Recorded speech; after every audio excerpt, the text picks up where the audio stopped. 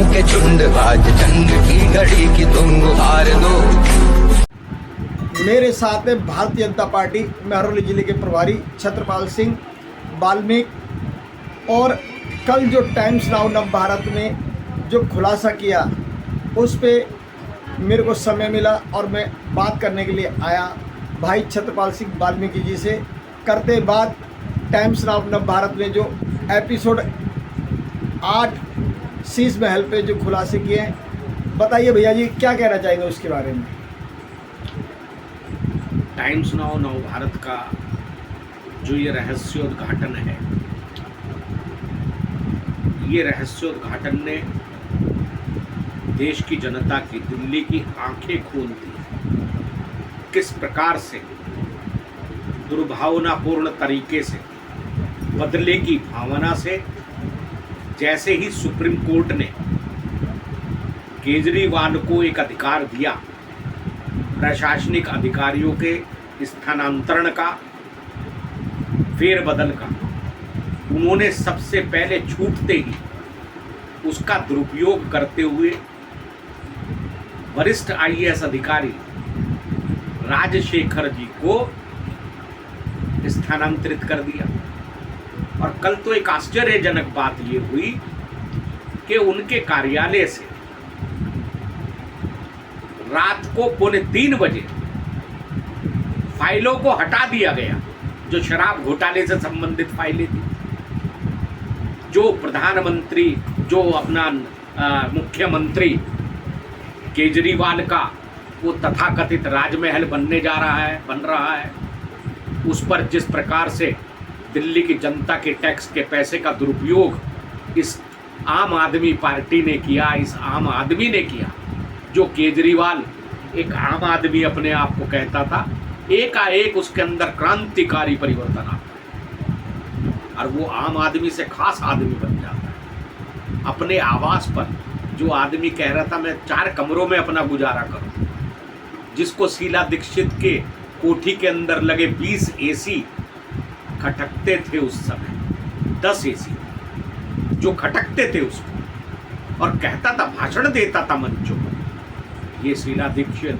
ये इस तरह का कर रही है, मेरे पास पूरी फाइल है, उसको अंदर कर दूंगा। आते आया, शीला दीक्षित तो अंदर नहीं हुई, उस फाइल का पता नहीं चला वो फाइल कहाँ गायब।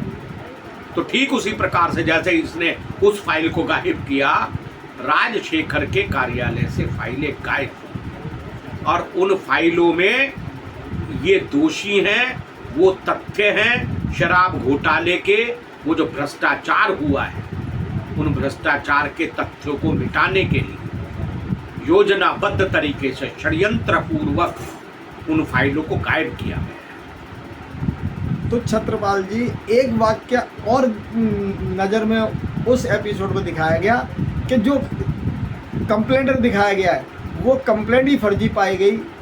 आकाशदीप बिल्डिंग में वो ऑफिस नहीं मिला, वो वकील का एड्रेस नहीं मिला, ये क्या है।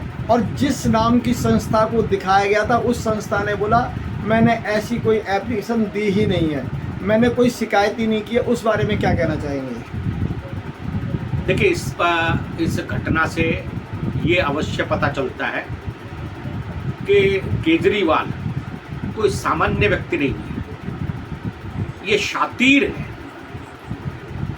सातिर है। सोच समझ करके कार्रवाई चल रही है। जिस कार्रवाई के ऊपर जिस शिकायत के ऊपर राजशेखर को हटाया गया, वरिष्ठ अधिकारी को, कहा अभिनव समाज की ओर से कोई अपना वकील पहुंचे, तो अभिनव समाज के जो प्रमुख हैं, जो एनजीओ है, उन्होंने कहा हमने ऐसी कोई शिकायत, मैंने किसको अथॉरिटी दी नहीं, हमने कोई ऐसी शिकायत की नहीं।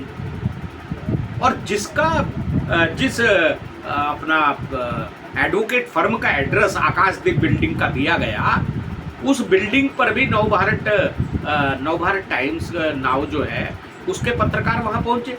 उन्होंने जाके पता किया कि इस नाम से कोई फर्म यहाँ इस बिल्डिंग में है कि वो एड्रेस भी फर्जी पाया गया, वो जो कंप्लेन है, शिकायत है, वो भी फर्जी है। तो ये केवल इन्होंने षड्यंत्र किया राजशेखर के खिलाफ। और इस षड्यंत्र के लिए केजरीवाल को त्यागपत्र देना चाहिए।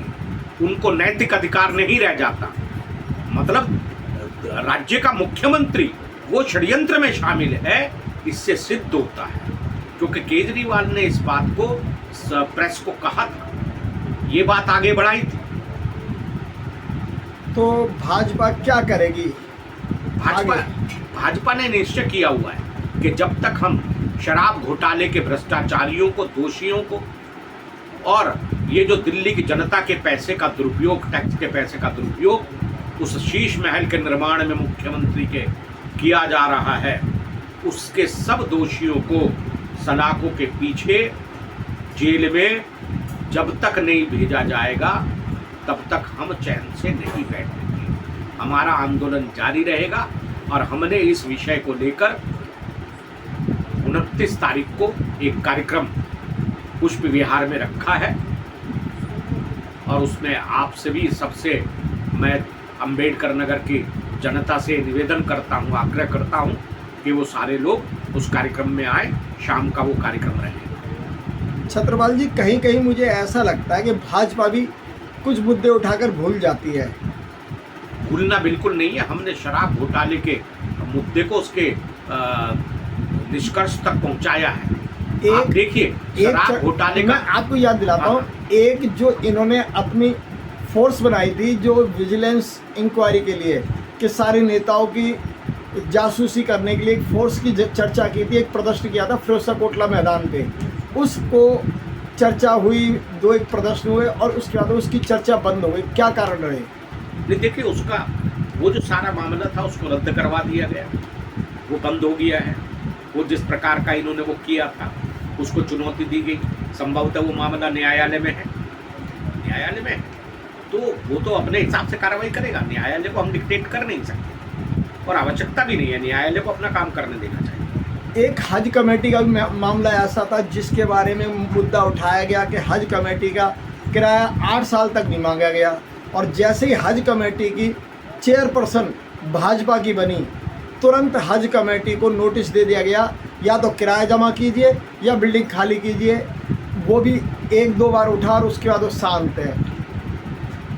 देखिए, इससे समझ में आता है कि केजरीवाल सरकार जो है किस प्रकार से भेदभावपूर्ण तरीके से काम कर रही है। पूरा भेदभाव बढ़ता जा रहा है, जिसकी आड़ लेकर के ये प्रशासनिक अधिकारियों को, ये तो अच्छा हुआ कि केंद्र सरकार इसको लेकर अध्यादेश लाई।